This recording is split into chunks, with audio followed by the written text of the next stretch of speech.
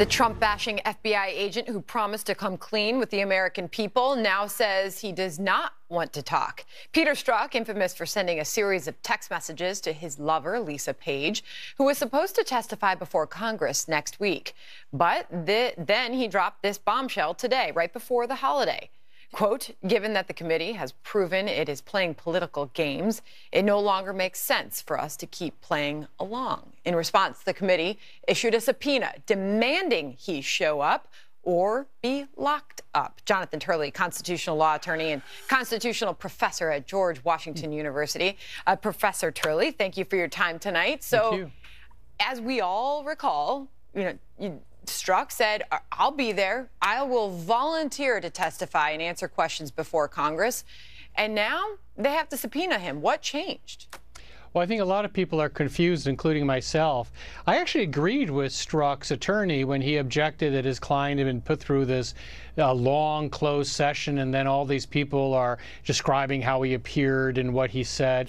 I do think that's sort of unfair. I've never liked that. And so he asked for that transcript to be made public, and I agreed that really should be the way it is done. I mean, it's in fairness to him. But then he also said he wanted to testify publicly, and that also made a lot of sense. This doesn't.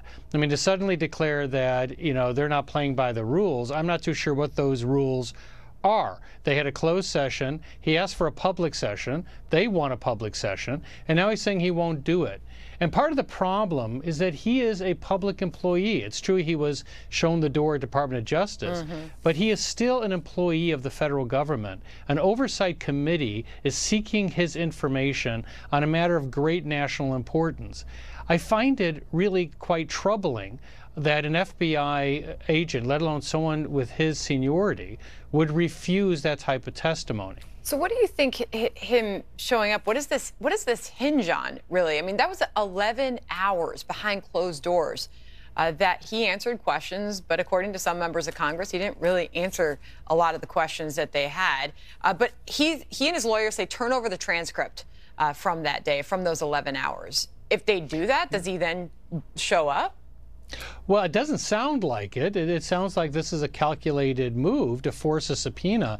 But the only reason you do that is in the hope that it could end up being elevated to some type of immunity grant, which would be, in my view, quite reckless by the committee. What is curious about that 11-hour session is that supposedly he refused to answer many questions that go to the heart of the IG investigation. I'm not even sure what the grounds were for him to refuse those questions, but there's every reason in the world to expect all the questions to be answered from this individual. There are maybe some privilege issues that have to be dealt with, but at this point, with so much water under the bridge, it is hard to imagine many relevant questions where he would continue to refuse to answer. The idea of his appearance was that we would finally get a full account. He said that he's been treated unfairly. Maybe he has, but the way to correct the record is to make a record. Testify publicly, and we can see how you're being treated.